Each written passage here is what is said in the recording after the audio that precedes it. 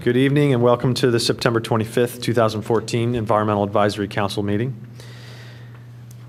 To start off, I'd like to have the approval of last month's minutes. Was there any changes to that? No? Do we have a motion to approve? So moved. All in favor? Aye. Aye. Do I have to second those kind of things, do you think? Anybody want to second that? Second. All in favor? Aye. Okay, start off with announcements. I have four. First is from the Chester County Citizens for Climate Protection. They have a program coming up on October 8th called Are We Making Progress? It is a regional greenhouse gas inventory update, and they're going to offer initiatives for mitigation. If I'm not mistaken, I think this is in response to the Delaware Valley Regional Planning Committee's recent release of their updated greenhouse gas inventory. So I think they're going to sort of talk about that as far as Chester County goes. Anyway, that's on the October 8th. Like I said, it's at the Westchester Borough Hall at 7 p.m. On the Delaware Valley Green Building Council, DVGBC, their website, they talk about this year's Green Apple Day of Service. This, I believe, is the third annual Green Apple Day of Service, and it occurs on September 27th. And I think they have about 105 different projects or so that they're going to happen this coming week. Believe it or not, 55 of them are at Villanova University. Those guys are very active over there. And I quick skimmed through these projects that are happening over Villanova, and they're anything from cleaning up a small park-like area on campus to, painting something or whatever. So I am assuming that most of them are for the students to get involved, I believe. But anyway, on the DVGBC website, you can check that out. On Radnor's website, there's two announcements. One is the National Drug Take-Back Day. That is September 27th, which is Saturday, this coming Saturday. From 10 to 2 at this municipal building here. The Radnor Police Department and the Drug Enforcement Administration will give the public its 9th opportunity in 4 years to prevent pill abuse and theft by ridding their homes of potentially dangerous, expired, unused, and unwanted prescription drugs. That is the reason why Radnor Police run this program. I also, every time they have this, I also like to remind people that by bringing your drugs to this event, you also promote the environmentally correct way of disposing these drugs, as opposed to flushing them down the toilet, which we've talked about in the past can be detrimental to water quality. So that's this Saturday, 10 to 2 at the municipal building. And also, we're having another recycling day, anything with a plug. We've had quite a few of these, and they've all been very successful. And I've taken my stuff to the last one. And there's one coming up on November 1st.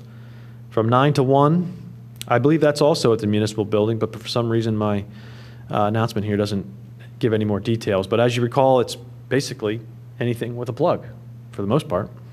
There will be a couple of extra fees if you bring like a tube television or something like that, but for the most part, they'll take it all. Yeah, and the announcement I'm looking at does reference the municipal building, Township municipal building. So. That's great, thank you. I have one more announcement. Does anybody else have any other announcements? I'm glad this is the last one because it's going to sort of roll right into our next topic, which is the Radnor Green Team's electric purchase RFP project that we're working on. I was on the Pennsylvania Environmental Council's website, and they are announcing a renewable energy purchasing opportunity. The PEC, Pennsylvania Environmental Council, has partnered with Groundswell, a DC nonprofit organization, to offer a group renewable energy purchasing opportunity in Pennsylvania. Groundswell will negotiate on behalf of a group of purchasers to get the lowest price possible for 100% renewable energy. They say the larger the group, the better the price. Any renewable energy provider can participate, and the best price wins. More than 2,000 individuals have participated already, and they're saving between 1 to 15% on their monthly electric bills, all while supporting clean energy. The way to do it is to express interest via the online form. There's no commitment when you do that interest expression. The deadline to do that is October 23rd. And then, like I said, Groundswell will negotiate on the participants' behalf. And then, after the bids come in, you decide whether you want to participate or not. There's no commitment required till you're offered a price and a contract. Is that for individuals only, or? I think I pretty much read everything that I found available on the website this evening. So obviously some more research needs to be done to find out whether or not municipal authorities can participate. Can't imagine why they wouldn't be, but we'll find out. So that takes us to our next part of the agenda, which are the work group reports and discussion. And the first one, like I said, is the Radnor Green Team electric purchasing RFP. Sloan, you want to Sure. take over that one? Sure. On Thursday, September 4th, we had a Green Team meeting. Several members of the township staff were there. Melissa Kahn chaired it. We had several folks from different departments, and I attended as well. Actually, I phoned in and am happy to report that worked fine for folks who would prefer to phone. The topics of discussion were the green power purchasing, the greening of the vehicle fleet, and the green purchasing policy overall. With respect to the green purchasing policy overall, Melissa reported that there is a major office supply vendor, Office Basics, that the township has used for various purchases, and they have a section that lists green items, and she is looking at ways to make that more user-friendly for the township staff, including creating various links so people can use it, in their daily work in terms of what they're selecting. So she's making some progress on that. I think that's going to be a good tool to start to implement the green purchasing policy on the ground for the township staff. With respect to the greening of the township vehicle fleet, there was some follow-up discussion. We're still trying to get a little bit of additional clarity in terms of where in the process the analysis of what green options are available, where that should go. So we haven't quite clarified that, but we are, we're continuing to work on that. And then on the green power purchasing, we basically discussed where we are in terms of trying to get some feedback on the RFP, and there was talk about whether the Board of Commissioners needed to approve the RFP at the sort of RFP stage. I don't know whether they did that or not, but Ben Cooper, who was there, felt that would be a very pro forma discussion. It's not getting into any commitment on power purchasing. It's just they may need to actually approve the ability to do the RFP. But I don't think that slows us down or changes the timing in terms of what we're doing here. So I think those are the highlights from the Green Team.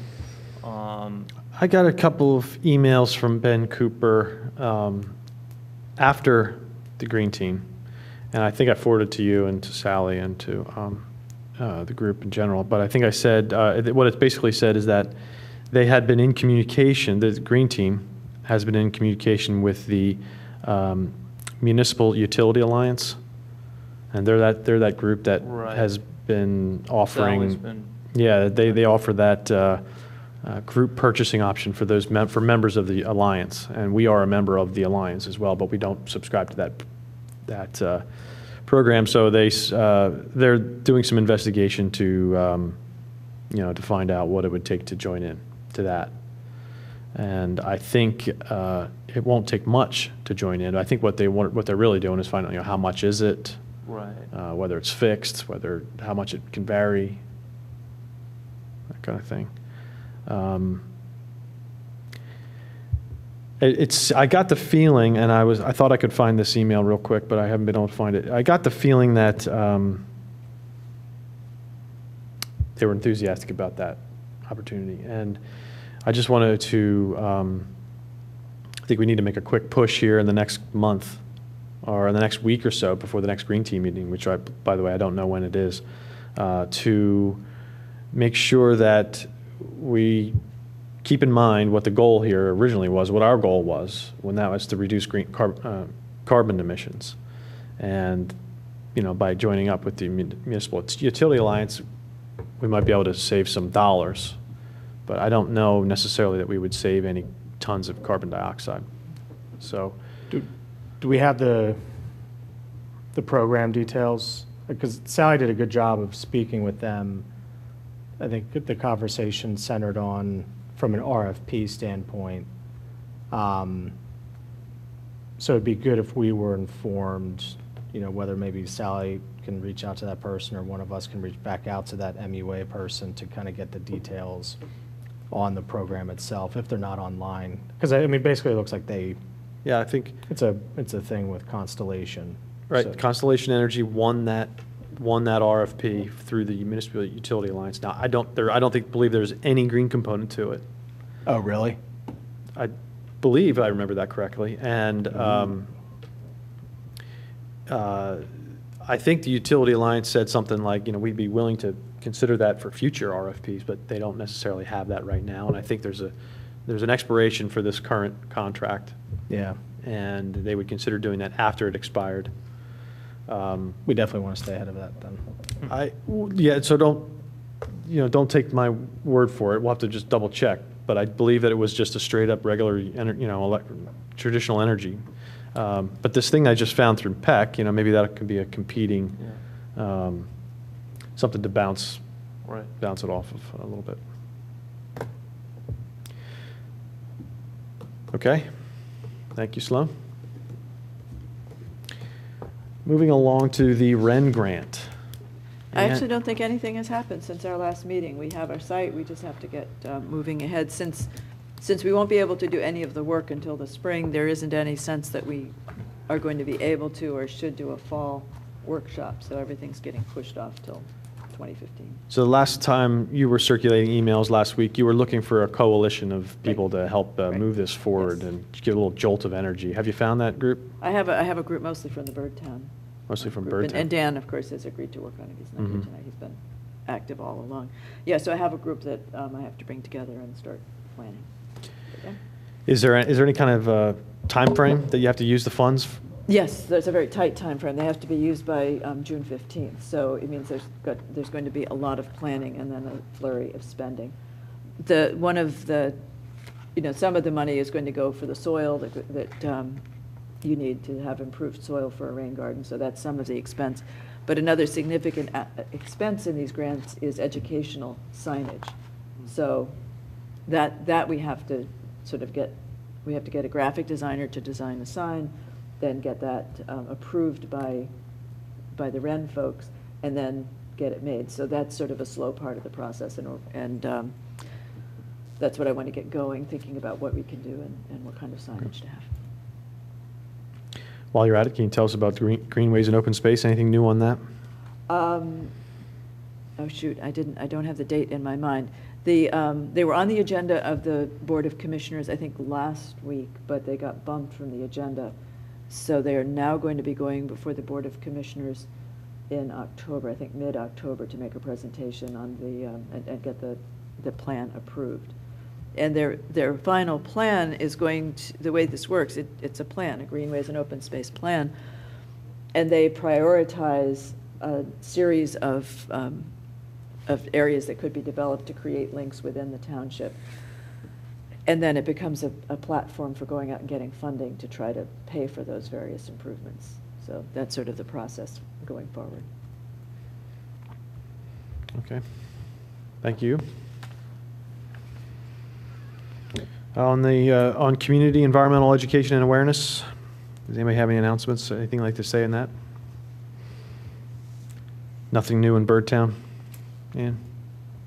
There are a number of things going on in Birdtown. They're developing various programs at the schools, trying to work with the green teams at the schools, and thinking about different ways to keep the Birdtown profile high. The big thing that Birdtown needs right now are sponsors for our banners. So we need some businesses to chip in for 5 banners and have their name on a Birdtown banner that will be hung along Lancaster Avenue or some other part of the township. Oh, cool. Since we have a public forum, what would you estimate the cost of that? Because maybe someone will come forward. I think the cost is in the range of $500 a banner for a 2-year period. And they're hoping that they don't want anybody to come in for fewer than 5 just because of the production cost. So you're looking for a $2,500 sponsor? I think that's right. Yes. You know, I just had a banner made for my building, and just totally as an aside, a 4-foot by 16-foot banner, full color, 3 of them for $200 some. I mean, cheap. Wow. Yeah. So I'll send you the link, Ann. I'll pass it along to others. We could wrap the municipal building in these banners for $2,500. Okay, I don't have anything else on community environmental education, so moving on to liaison reports. Skip, you want to talk to us? Well, this is sort of more of a preamble than a postscript because we didn't have a meeting in August. September, I was on vacation, regrettably. Things that are coming back from that are coming up, but the October meeting will be enormous. I don't know if we'll actually get through everything. We have Ardrossan to start, and my document package came on a thumb drive because it's 99 pages. And then there are a series of small subdivisions and changes and things that are important to the local neighbors. And then we're supposed to wrap up with the preliminary for Biomed as built plan. So we'll probably be here several days, but certainly it'll be a big meeting, and I suggest October 6th, take a look.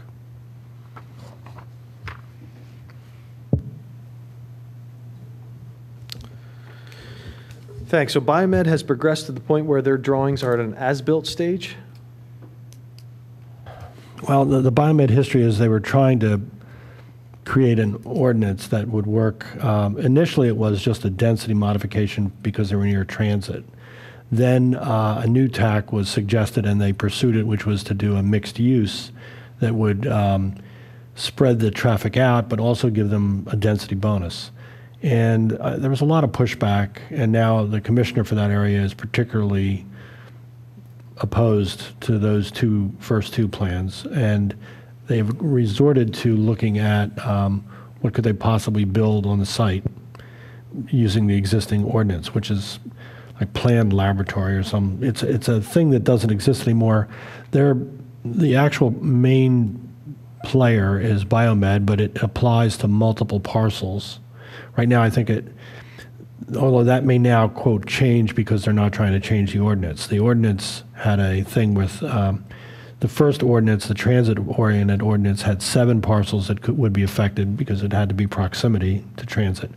The second ordinance changed that to parcels of a certain size and still with transit orientation, so that was 3 parcels, one of which is the Racket Club. And now, since they're not trying to create a new ordinance, I guess it's just what can you do in a PLU district.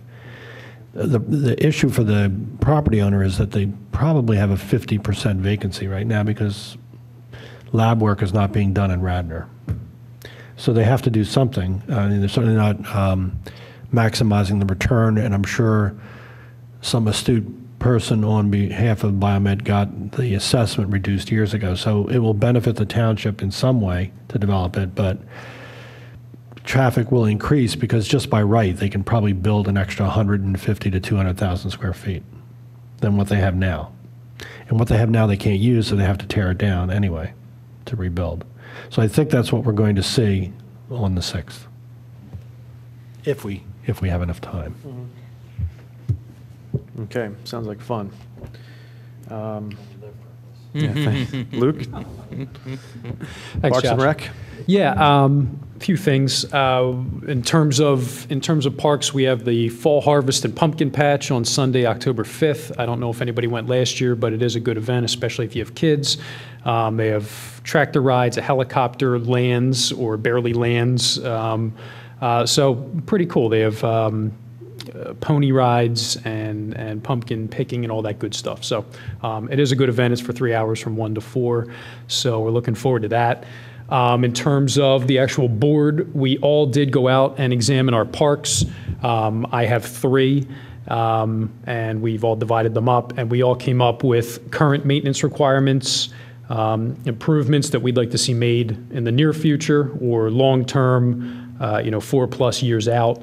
And we made comments on where the parks are at right now. We put that list together, and we're trying to coordinate it along with the administration's guidelines that they gave us or projected budget 5 years out over what money they're going to sink into which parks for what. So we're going to try to work together to Invest. yeah, not I don't want to I don't want to say binding. Nothing's binding, but get something together so we know what's being done to each park moving forward for the next 4 to 5 years. So that's what we're working on in that respect. I have a question right in the midst of that. We enacted an ordinance that is either open space is dedicated or there's fees in lieu, and it was, quote, titled Park and Rec ordinance. Are you seeing any funds from that, or have you been promised any funds from that, or? What we've seen or what we know of so far, what we're planning on using are the building funds. Is that what you mean? The new development funds? Yeah, they've anticipated that somewhat and have built it in. Is that public knowledge? Could you tell us how much that is, or? I don't know how much that is. I could dig through my documents. I don't know off the top of my head. Can you give us a sense of it? Is it 5 figures? No? I don't know. I don't remember. Okay. I don't remember. Just curious. The third thing was the cell towers that we were discussing. We did spend 3 hours here with the 3 providers. One is CTI towers, another is Towers of PA, and another one is, I don't have anything from them because they didn't give us anything, which was weird.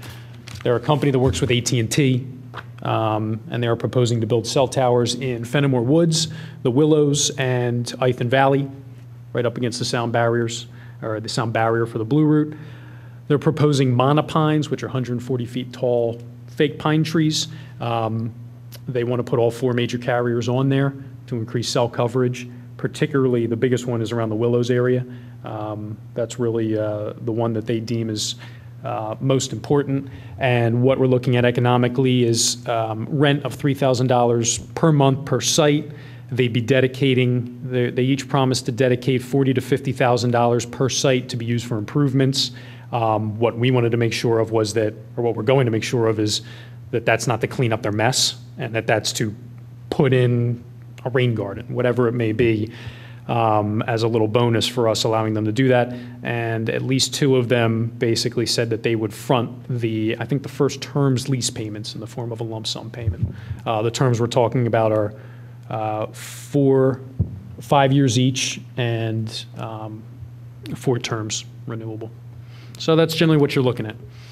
Luke, did the township or anybody talk about why the parks were the preferred place, if they are the preferred place for those towers? Has there been any work around why there, as opposed to other locations in town?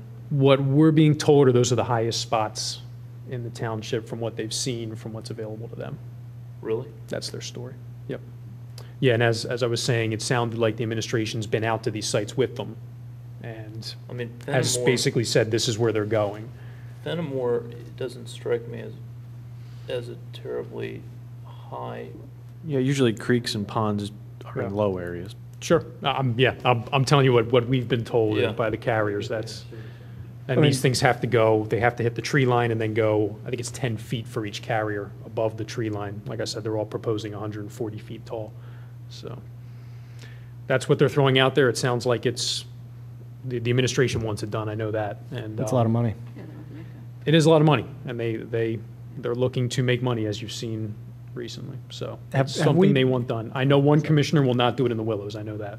But, we'll see where the vote goes. Have we been asked by the board or the administration to do any type of kind of research on impact No, of these towers? I don't, I'm not aware of us being asked to review this issue, and, we've talked about it a couple times in terms of what kind of environmental impacts this will have, and if you exclude the backup power systems that come on when line power fails and they kick on a generator. Yeah. A generator is often powered by natural gas or by diesel fuel. So if, obviously there's fuel considerations there, and there's also noise pollution considerations for those. But if you exclude those backup power systems, I can't really think of any classical environmental issue in terms of, a threat to the environment or Yeah. that kind of stuff. I mean, there's view shed, but I'm not really sure if view shed is in our purview or not as an EAC. Hang some bad houses on them. Just when I first got on planning, we looked at an ordinance dealing with cell utilities and other utilities. There was some talk about a different way to address problems instead of a giant tower, was to put like a local transmitter at maybe 50 feet of height. So you'd pick problem spots. You'd probably have to have more like 10 or 15 of these, but you'd use existing utility poles. And that certainly doesn't give the parks or the township $100,000 a year of rent, but I don't know, it depends on what the public wants and what the township wants here, I guess. I mean, Yeah. it's clean, so to speak, and it probably fixes a lot of things at once to have 140-foot towers, but if you just put them on an existing utility pole, I don't know. Yeah, it's. Because that ordinance never got enacted, so. Sure. That's what kind of Princeton did with the solar panels along all their existing utility poles. Yeah, Luke, are we allowed to tear these things down after the 4 terms are up? they would be responsible for getting them out of here, Is there some kind of a, from what they presented. do you know what happens after that 20th year? Is it like, if they choose, they can continue it into the future, or is it up to us to renew that? Do you know? From what I understand, it's up to us, it's up to both It's up to parties, what to do, whether to keep it going, whatever it may be. What do the bases look like? So, I mean, is it a fenced-off area, kind of like, Yeah, from what we got, it was a white fenced-off area. It's 50 feet by 50 feet, so Oh, it takes wow. up some area for one pole? for one pole. Or Yeah. fake So tree. what they want to do is, like in Fenimore Woods, they want to use that building. They want to use that for it to house as much equipment as possible to cut down on the amount of space they have to take up. What we also were throwing out there was we were asking questions about what other design do they have? One company's proposing a flagpole in Fenimore Woods, for instance. Another company talked about, they mentioned a silo. So the theory was, someone threw out there, could you have some sort of barn-like structure or something behind the Willows Mansion so they don't just see equipment, something to make it a little easier on everybody with a silo. So these are things that we were throwing out there, and we'll recommend onto the board. Obviously, it's up to the board what to do. And the utility pole idea was something that someone was asking, because there is one. It's south of Itham Valley Park, I believe. There's a transmitter there. So the theory was, could we do more of these? And as you said, that's not going to generate revenue like they want. So I don't know. where Pico that- probably gets that revenue. Yeah. I think the poles are Pico, and the phone company, quote, used to rent the lines from them Yeah. Yeah. and the cable.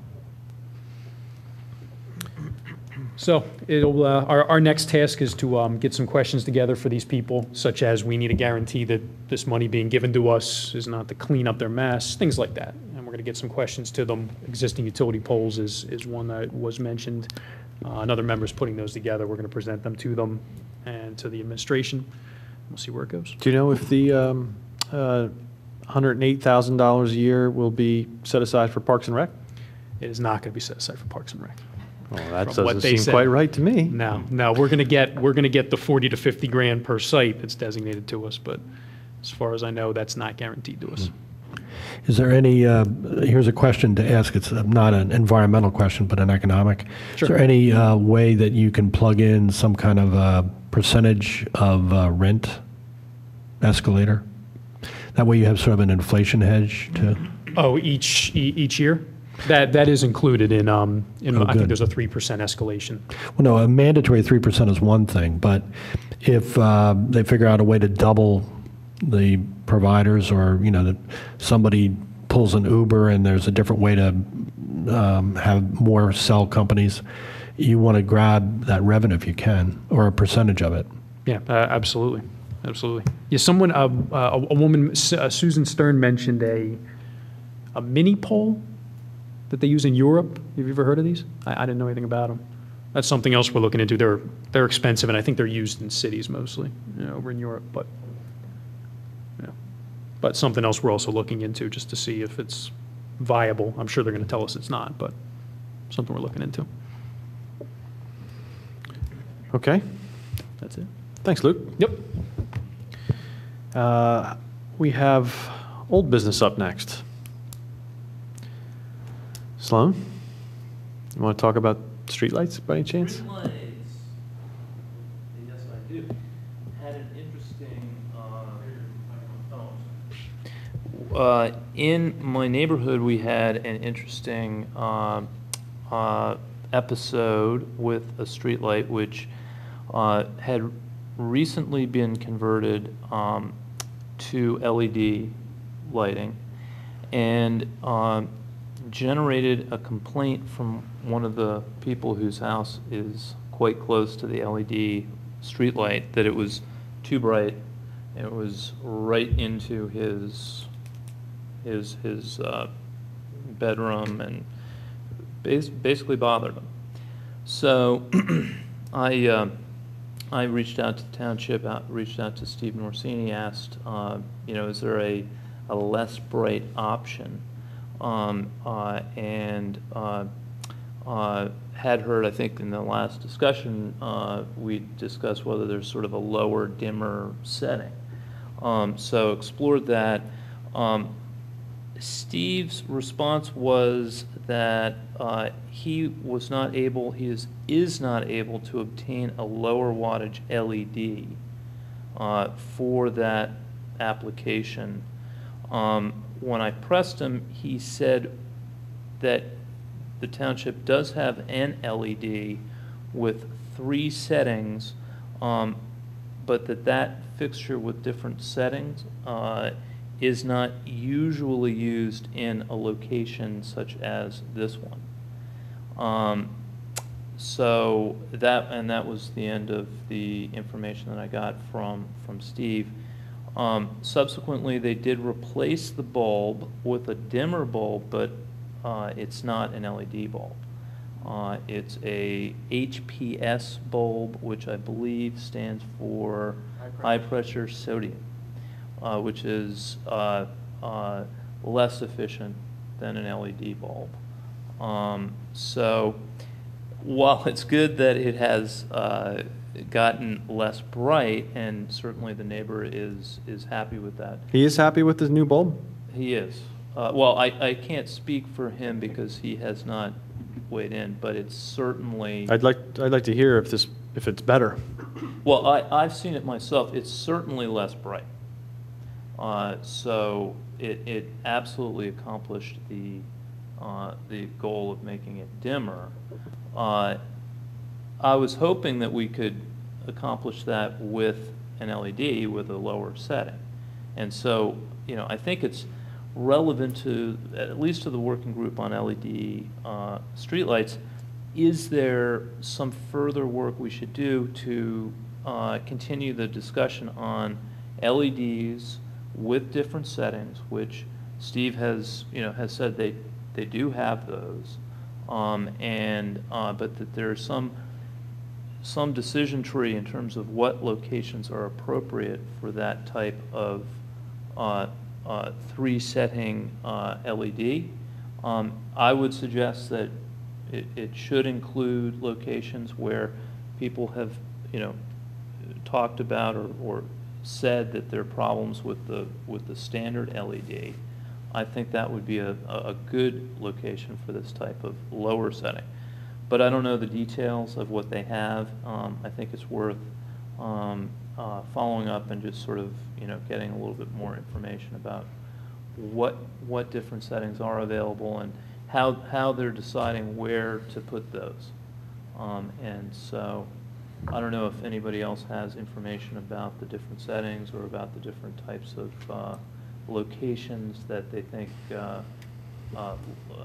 resetting LEDs are appropriate for. My recollection from our last meeting is that Commissioner Nagel was here and said that there's a shortage of this equipment and that the township would be happy to have more LED lights, whether they're multi-phase or not, or different brightnesses. But there's a waiting period to get the bulbs. And I don't know if it's a monopoly or a small group of people that make it or what, but maybe the benefit is that the technology will continue to advance in the hiatus before there's enough bulbs out there, or fixtures and bulbs. That would be great if it's just a temporary fix to use the less efficient bulbs. I think we should still, make sure that is the case, and encourage the township to use the HPS dimmer bulbs, less efficient bulbs. Certainly where somebody's complaining about it, I think it's appropriate, but it would be particularly appropriate if the longer term plan is not to just use the less efficient bulbs forever. So I think we should try to have some more fact finding and figure out whether it's just a temporary thing or if it's once it's been switched out, it's HPS for. That's pretty old technology, though. The HPS? Yeah. We built a warehouse in 1977 that started out with those. Yeah. And I think they need their own fixture. I don't think you can just it isn't just the bulb, it's the fixture. Yeah, Sloan too. was saying bulb, but he definitely meant fixture on there. You had to hang a whole new fixture on that Yeah. bulb. Well, I'm wondering too if the LED, if the setting option one is not as, if we don't have as many or they don't want to use as many of those, I'm wondering if the LED light, if it is that much brighter, if they could strategically use them and not have to replace as many streetlights. Could you begin to actually decommission some of the streetlights? But I know you get into a whole ordinance thing there Yeah. of how many streetlights you need. Those are exactly the kind of questions I think we should try to get a little bit of a handle on, which is, is it a shortage of all LEDs? Is it a shortage of just multi-setting LEDs? Are the multi-setting ones significantly more expensive? All these are, I think, the questions that we should try to get some sense of. I think there's a very good possibility that this is, a short-term problem, and there's a plan to make sure it doesn't become a longer-term one. Or, if it's a bigger problem, I think we should know, because we've been pushing for LED streetlights. There are a lot of benefits, efficiency, and I'd hate to see it, be that the only solution to a neighbor who has a problem is, you have to go back to the old technology. I think we should, ask the LED street lighting, task force work group at the Green Team to, help us. Yeah, dig in a little bit. That's what I wanted to mention. Streetlights have always been just under the first tier priority in the Green Team or any other work group. So I think this sounds like we're coming to a critical path on streetlights. We have a group of them installed in South Wayne. We have this one very interesting issue that popped up right by your house. It sounds, and then what Commissioner Nagel said about the supply and the fact that they've basically not given carte blanche, but they've basically said we're switching. Let's go on a what do you say? They're working on a 5-year capital program, right? So sounds to me like now's the time that we move streetlights to the next up to a primary work group. I have always been on that quote unquote work group. I was the group. It was me. You know more about streetlights. Yeah. So, but I think to move it forward, I'm going to be asking you guys to think if you have the time in your schedules to make that one of your work groups, and help me out. You know, a lot of experience is personal. We retrofitted a retail area in another building, and we had fluorescents, and they took out 20% of the bulbs of the old fluorescents because the lights were that bright. That replaced them. The second thing is the type of bulb can reduce the amount of total light being sent out. So a frosted housing in a 4-foot tube puts out 10% less light. I'm wondering if that option exists in the bulb. So it isn't so much a setting or a dim function, but just pick a bulb that has less lumens. I think that's a great point. I think there are a variety of LED fixtures available, and it may be that we need to have, or the township needs to have, a few flavors available to install depending on the location, rather than one size fits all. I can say when I went out and looked at this street light at night when it was LED, it was noticeably brighter than the others. So I don't think this is an odd statement that the neighbor was making. Noticeably brighter than other streetlights. Old streetlights that were failing, or new streetlights, or what? Or other streetlights that I. Every other streetlight, but you couldn't. Okay. Now, I didn't do a survey of all streetlights, but the streetlights that had not been converted were there were several on the street. This one had been converted. It was, I can't quantify it, but it was very much brighter. Doesn't mean that that's always a bad thing. It could be good in certain locations. It might be a benefit, but I just think we should, as we move forward with more and more, we should drill down and see what the options are, and particularly for ones that are going to be very close to people's houses or apartments or something, make sure that there's an appropriate level available. Hey, Josh, I think my contributions on the green purchasing RFP, that's fallen under, I think it's in the hands of the green team. So I'd be interested. I need something to pick up, and Thanks, Steve. All right, cool. Appreciate that. 3-year-old twins aren't keeping me busy enough, so No. I gotta get involved in something. But also on a sidebar, I think Costco for residential LED, I'm not sure if the sale is still going on, but they were selling them, I think they're normally like $30 a bulb, and they were selling them with a Pico instant rebate that knocked off, I think, almost like 80% of the cost. So it's a really, really good deal. Do you know what type of bulb were they? Were they just like a replacement in kind for an Edison style bulb? Yeah, yeah, there was kind of your traditional lamp bulb. I don't know the names. I'm gonna have to really get up to speed on these, but the ones I saw were for pot lights. For recessed can lights? Yeah. Yeah, so those kind of reports are great, and I would recommend sending out emails to all your buddies when they come out. But it's really important to know whether they're any good. Like, Yeah. sometimes you'll install them in your kitchen, you'll be like, yikes. I've had 3 It's a very- Home Depot go out. You've had Home Depot ones go out. 3 of them. Huh. See, I have all Home Depot ones, and mine are a couple of years now. They've been great. They're on a dimmer. Ah, dimmer. I think the dimmer, they can do it, but I don't think they should. Hmm. That's the way of putting it. Anyway, so thanks for that keep your eyes open for good deals like that. And the hardware store here in town has pretty good deals going on right now too, by the way. Hardware store is Yeah. Any other old business?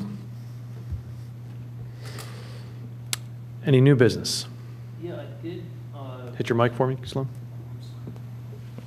I did want to mention the Watershed Alliance of Southeastern Pennsylvania. I sent the link to the EAC yesterday. This is looks like a pretty good effort to coordinate various municipalities that face stormwater issues. I think PEC is involved. It looks like they're getting some funding from the William Penn Foundation and the Philadelphia Water Department to do things including educational workshops on rain gardens. I think they're going to also do some planning and some promotion of stormwater facilities and best practices. So I wondered if anybody had had a chance to look at it. Any comments? My proposal would be that we join as an EAC. There are other EACs that have joined. I think it's as simple as just signing up, and you get the emails and the newsletters, and we can sort of stay in the mix of it. But if anybody has any comments, let's talk. Otherwise, I would propose that we go ahead and join as an EAC. Is there any kind of work you have to do each year to stay No, a member, it- like similar to our other I- water sense? Does not look like there is that level of requirement. I'll double check. I just sort of looked at the sign up here page, and it just looked like put in the name of your organization and email. I don't know if one question might be whether, everybody would want to get their emails, or whether we just want to have one person be the contact. Why don't we start with one? I'm happy to be the contact at first. If we can put multiple people in and people are interested, I'm sure we can easily add it. But there If this is just some sort of a method for getting information out to different groups and EACs, I don't think this is the kind of thing where we need to, go ask permission to do. This is something we can just sign No. up for. Yeah, so I'm okay with it. You guys are okay with it? Right. Let's do it. Let's do it. Okay. And if it does offer the chance for more people to sign up, I'll let you know and send the link. Thank you. Any other new business? Well, there being no public comment, meeting is adjourned.